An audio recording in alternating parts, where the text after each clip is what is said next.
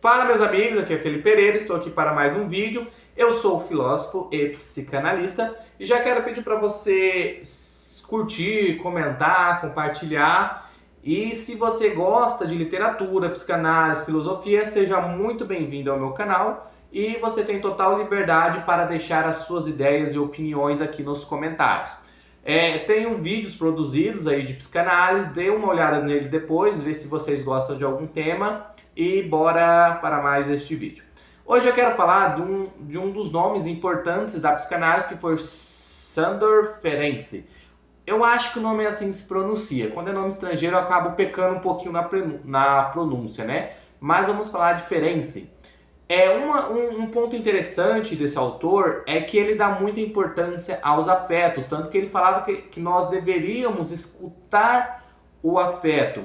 Diferente um pouco de Freud ali, né? Que Freud ele tentava interpretar o que o paciente não dizia, né? Não conseguia dizer ou que os seus sintomas estavam simbolizando. Ferenczi ele já fala, ó, não, nós devemos escutar o afeto. E não só esta, vamos dizer assim, contrariedade ali, né? Mesmo Ferenczi sendo ferrenho defensor, né, das ideias de Freud, ele era muito freudiano, mas ele tinha essas leves contradições que é natural ter, e uma delas é o que veio a ser chamado de técnica ativa. O que seria isso? Bom, para entender a técnica ativa, a gente precisa entender o modus operandi de Freud. Freud dizia que o analista, né, o psicanalista, ele deveria ser neutro. Ele não deveria dar pitaco ao paciente. Falar, ó, você tem que fazer isso, você tem que fazer aquilo. Muito pelo contrário, Freud falava, você tem que ser neutro para você poder escutar o inconsciente do seu analisando, né, ou do seu paciente. Então Freud ele não ficava dando pitaco que as pessoas deveriam fazer, como as pessoas deveriam agir. Ele apenas interpretava, né? Ele dava essa devolutiva interpretativa para o paciente, para que ali o paciente conseguisse superando as suas resistências, chegando ali ao cerne dos conflitos que causavam angústia e assim poder sair daquilo que Freud chama de uma patologia inconsciente para uma infelicidade do dia a dia, né? Que Freud falava que a gente só trocava a infelicidade inconsciente para a infelicidade do dia a dia, ou seja, a gente conseguia reconhecer o problema, trazer ele para o campo consciente e desta forma fazer alguma coisa com ele. Só que Ferenczi, ele percebeu o seguinte, havia pacientes que eles eram muito resistentes, né? Tinha muita resistência, não queria tocar no cerne ali do seu sofrer, da sua angústia. Então ele desenvolveu o que ele chamou de técnica ativa, ou seja, ele dizia ao paciente o que fazer. Ele, vamos dizer, às vezes ele até mesmo dava certos tipos de punições, né?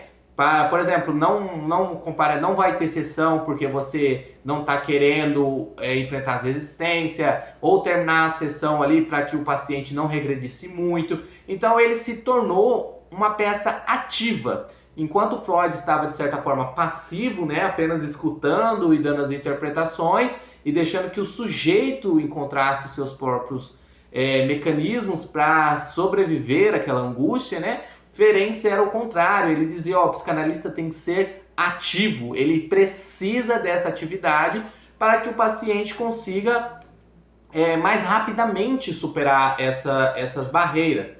Só que conforme o tempo foi passando, Ferenczi foi amadurecendo, ele foi entendendo que usar essa atividade toda poderia reforçar, por exemplo, o superego de pacientes que tinham ali uma formação, né, familiar mais rígida.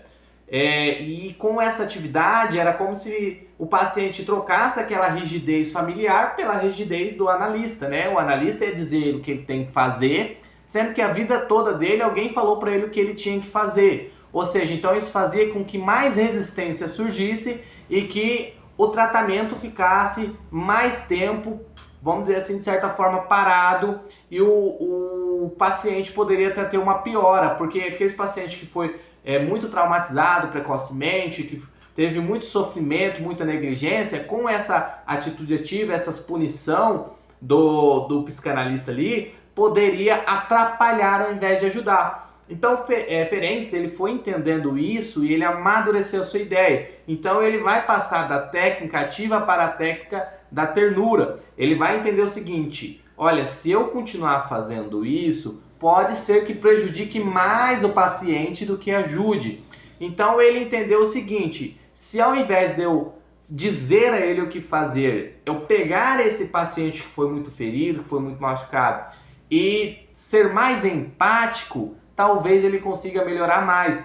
E Ferenc, ele foi um dos percussores, agora me embolei na palavra, mas ele foi um dos antecessores do que se chama ali de terapia relacional, né? Que ele dava muita importância a essa questão da empatia, né? De você ser ali, vamos dizer assim, quase maternal para o paciente.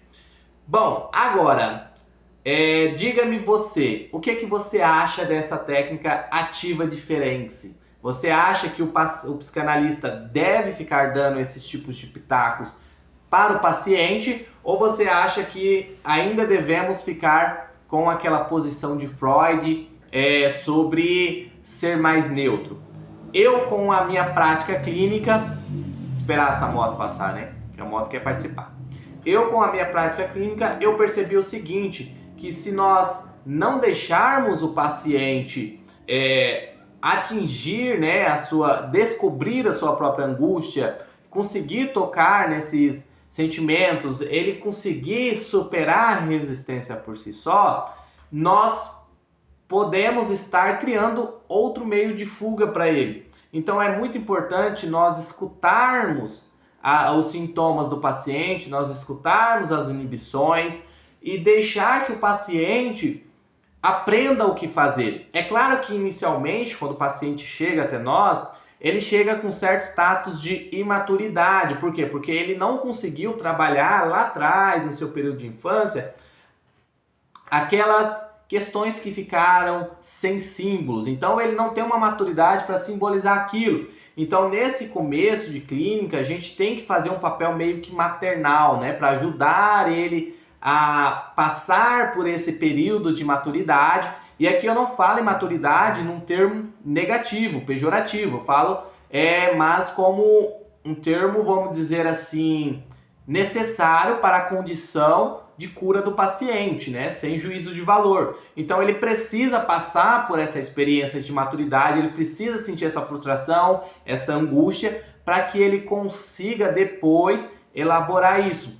Então a gente escutar, fazer essa questão mais empática que Ferenc se propôs, né? Essa ternura, ela é essencial para que o paciente desenvolva, para que ele saiba que nós não somos robôs, mas somos humanos.